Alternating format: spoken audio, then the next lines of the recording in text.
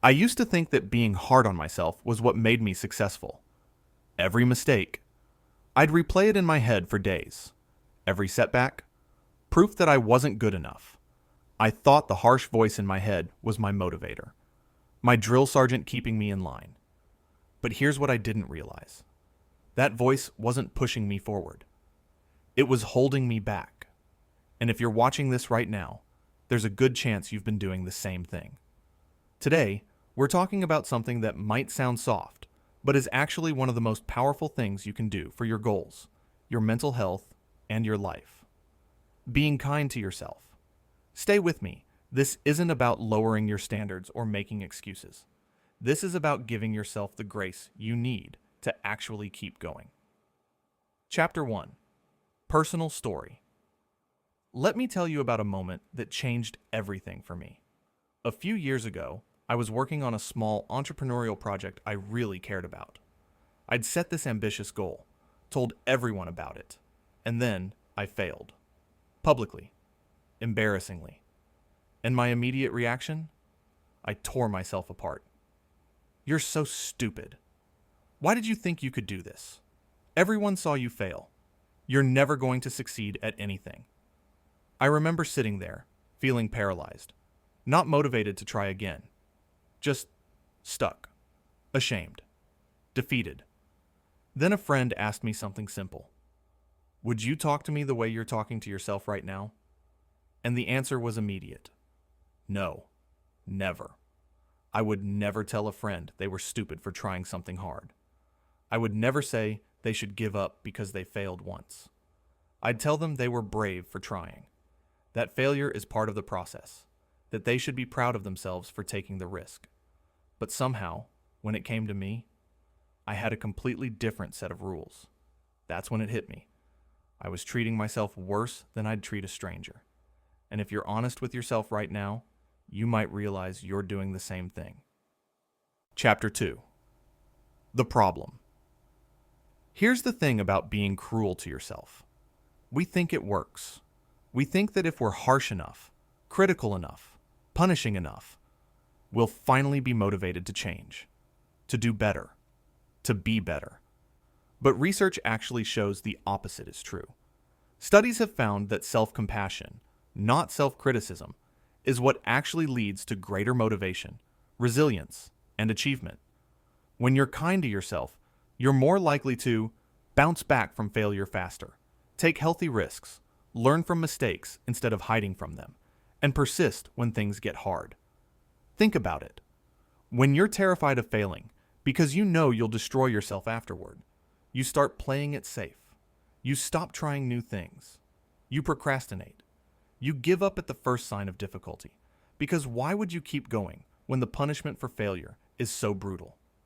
Self-criticism doesn't make you stronger. It makes you scared. And here's what nobody tells you. The voice that's telling you that you're not good enough, it's lying. It's not telling you the truth. It's telling you a story based on fear, shame, and old programming that's trying to keep you safe. But it's actually keeping you small. Chapter 3. The Shift. So how do we change this? How do we start being kinder to ourselves, especially when we're trying to achieve something and the stakes feel high? Let me give you a framework. 3 shifts you can start making right now. 1. Talk to yourself like someone you love. This is the simplest but most powerful shift. When you mess up, when you fall short, when you don't meet your own expectations, pause and ask yourself, what would I say to my best friend right now? What would I say to someone I love who's going through this? Then say that to yourself. Not in a fake, toxic positivity way, but in a real, compassionate, honest way. Instead of, you're so lazy, you'll never achieve anything. Try. Today was hard and you're tired. Rest and try again tomorrow. Instead of, I can't believe you failed again. You're such a failure. Try. This didn't work out, but I'm learning. Failure is part of growth. You deserve the same kindness you'd give to others. 2. Separate who you are from what you do. Here's a trap we all fall into. We tie our worth to our results. If we succeed, we're valuable. But if we fail, we're worthless. But that's not how it works. You are not your results. You are not your productivity. You are not your achievements. You are a human being worthy of kindness and respect. Whether you hit your goal or not, whether you had a perfect day or a disaster. When you separate your identity from your performance, you give yourself permission to be imperfect, to be human. And ironically, that's when you actually start performing better, because you're not paralyzed by the fear of what failure will mean about you. 3. Give yourself grace for the process. We live in a highlight reel culture. We see people's wins, not their struggles, their success, not their failures. And so we think, everyone else has it figured out. Why am I the only one struggling? But you're not. Everyone who's ever achieved anything meaningful has struggled. They've failed. They've had setbacks. They've had days where they wanted to quit. The difference? They gave themselves grace to keep going. Being kind to yourself doesn't mean lowering your standards. It means understanding that growth is messy. Progress isn't linear, and you're allowed to be a work in progress. When you give yourself grace, you give yourself the fuel to keep going, even when it's hard. Chapter 4. Practical Tools. Okay, so how do we actually practice this? Let me give you 3 concrete tools you can use starting today. 1. The compassionate reframe. When you catch yourself being self-critical, stop and reframe it with compassion. Write down the harsh thought. Then write what you'd say to a friend.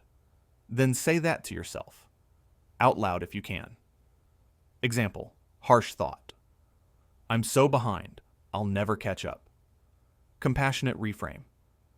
I'm doing my best with what I have right now, and that's enough. 2. The daily grace check-in. At the end of each day, ask yourself, what's one thing I can give myself grace for today? What's one thing I did well, even if it was small? What would tomorrow look like if I approached it with kindness? This trains your brain to look for what you're doing right, not just what you're doing wrong. 3. The forgiveness letter. This one's powerful. Write yourself a letter forgiving yourself for something you've been holding on to. A mistake, a failure, a regret. Write it like you're writing to someone you love deeply. Tell yourself, I forgive you. I see how hard you tried. I'm proud of you for trying. You're allowed to move forward. Then read it whenever you need the reminder. Look, here's the truth. You're going to fail sometimes. You're going to have bad days. You're going to fall short of your own expectations. That's not a sign that you're broken. That's a sign that you're human. And the question isn't whether you'll face setbacks. It's how you'll treat yourself when you do. Will you tear yourself down, or will you give yourself the grace to get back up? Because here's what I've learned. The people who achieve the most aren't the ones who are hardest on themselves. They're the ones who are kindest to themselves. They're the ones who know that self-compassion isn't weakness. It's strength.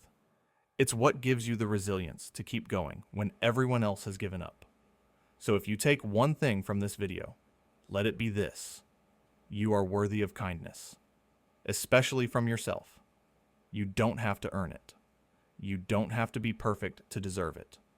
You deserve it simply because you're here, trying, doing your best. So be kind to yourself. Give yourself grace. Treat yourself like someone you love, because you are. Now, I want to hear from you. What's one area of your life where you've been really hard on yourself? And what's one way you can show yourself grace in that area today? Drop it in the comments. And if this video resonated with you, here's your challenge. Write yourself a short forgiveness letter. Just 3 sentences. Tell yourself what you need to hear right now. Keep it somewhere safe and accessible so you can easily read it when things get hard. Then, if you want to, share a line from it in the comments. Let's create a space where we're all practicing this together. And if you enjoyed this video, and want more content about growth, mindset, and becoming the best version of yourself without burning out, hit that subscribe button and turn on notifications. I post new videos every week about how to achieve your goals while actually enjoying the journey, because life's too short to spend it at war with yourself. Subscribe, and let's keep growing together. I'll see you in the next one.